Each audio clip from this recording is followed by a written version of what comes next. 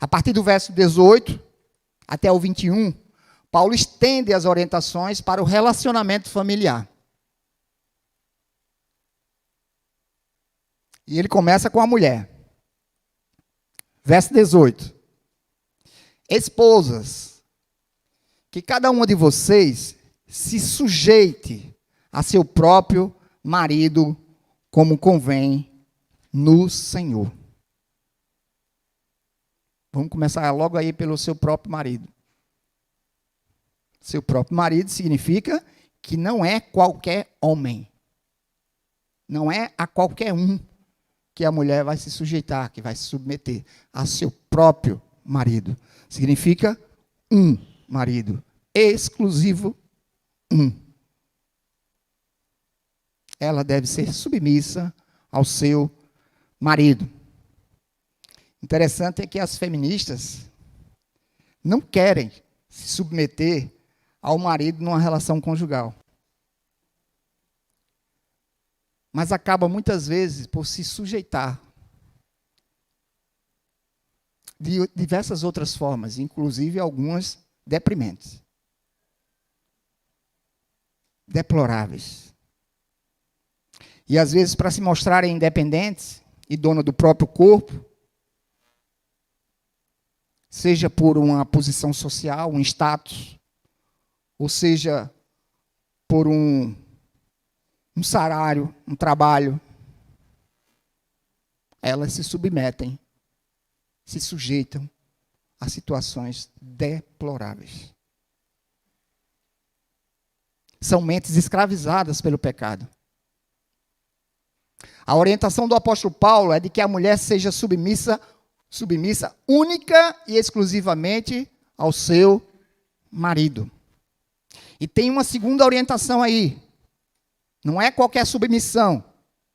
É como convém no Senhor. Por quê? Porque o Senhor Jesus é o cabeça da igreja. E nessa analogia, o marido é o cabeça da esposa. A submissão não é uma questão de inferioridade. A gente precisa frisar bem isso, para que as feministas não peguem de outra forma. Não se trata de inferioridade, até porque todos os cristãos, a recomendação e a determinação é que todos os cristãos precisam se submeter-se uns aos outros. Está lá em Efésios, capítulo 5, verso 21. A questão principal aqui é que uma instituição não pode ser acéfala. Não existe instituição sem um cabeça. Também não existe uma instituição com duas cabeças.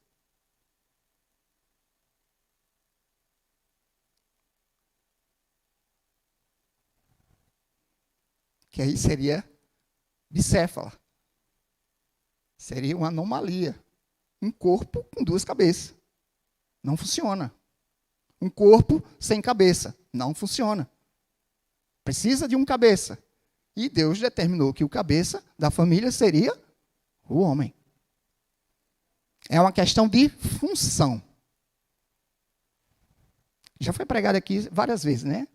É só uma questão aqui de estar contextualizado.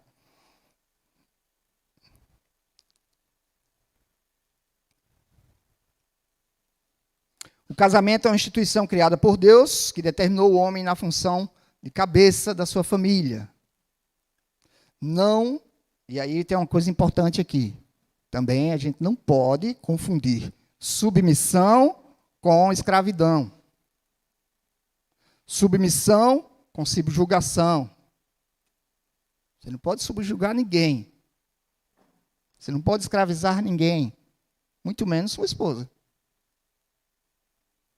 A autoridade do marido aqui não é um governo ditatorial, um governo tirano, mas sim uma liderança amorosa. Ele é o líder da sua casa em amor.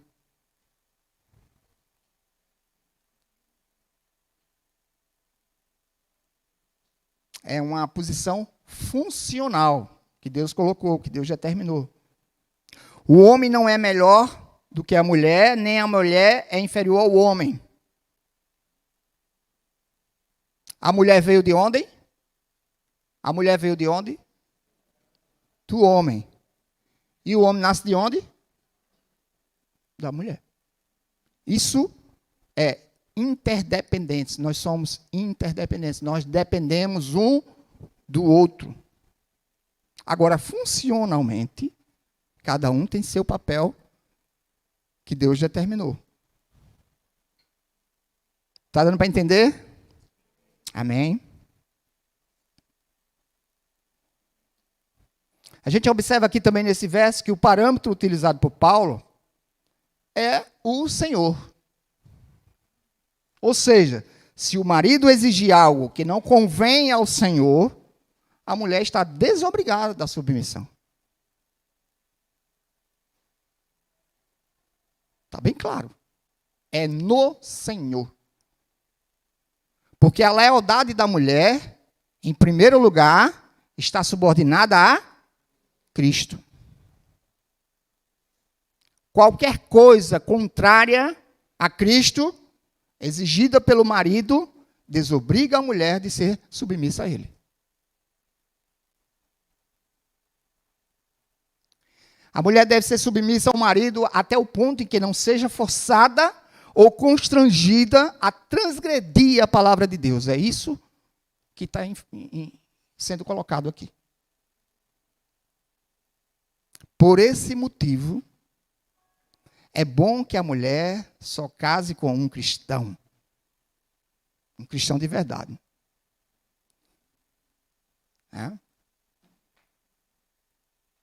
O jugo desigual pode levar a mulher a situações bem complicadas.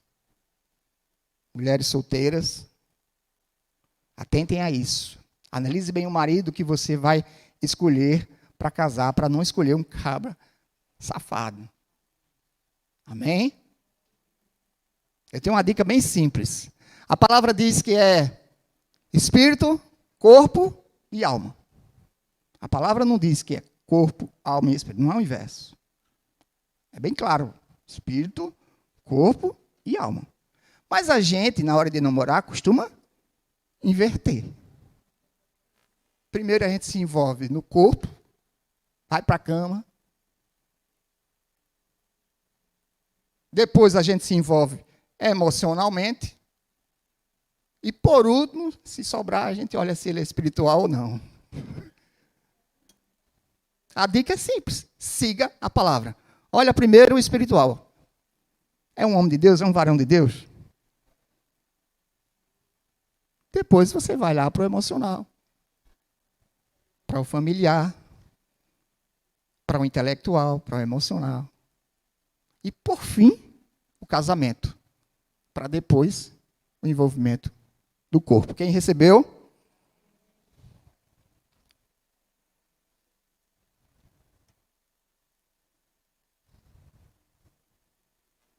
Tem outro detalhe aqui. Está na ordem do verso 18. Essa ordem do verso 17, ela é compensada com a ordem do verso 18. Aliás, a ordem do verso 18, que a gente acabou de ler, ela é compensada com a ordem do verso 19. Vamos ver o verso 19. Diz o quê?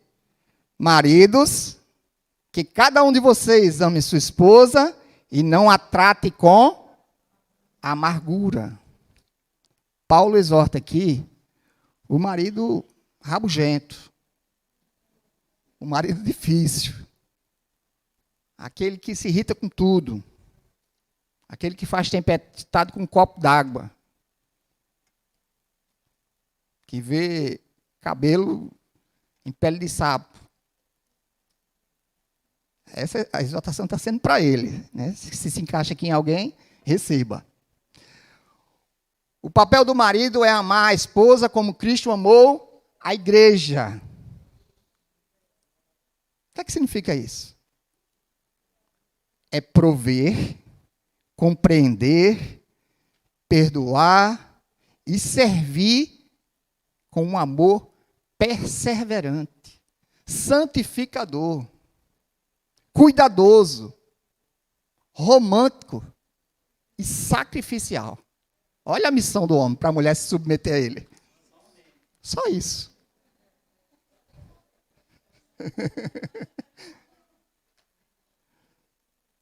Agora só, se o marido faz isso, será que facilita o papel da esposa ser submissa a ele? Qual é a mulher que não vai ser submissa a um homem desse?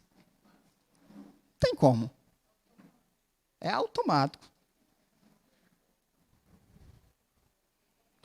Por outro lado, se a esposa é submissa, vai facilitar muito o papel do marido exercer o amor dele, sim ou não? É certo que numa aliança, abrir o parênteses aqui e deixar bem claro, numa aliança de casamento, ela não pode funcionar como se fosse um contrato. Como assim?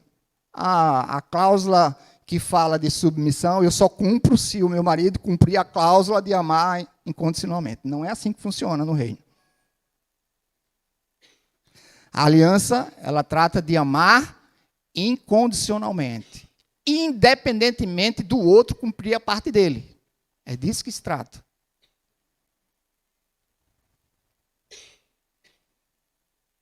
É cada um tomar para si a missão que Deus lhe confiou. Quando cada um, no relacionamento, cumpre o seu papel, o relacionamento flui. E ele flui da forma como Deus planejou. Quando essa sintonia flui, as decisões tomadas em conjunto não têm divisões. Os problemas não têm divisões. As dificuldades são resolvidas junto.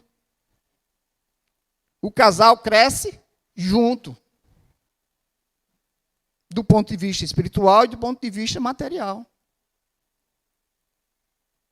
A família cresce junto. E glorifica a Deus junto. Verso 20.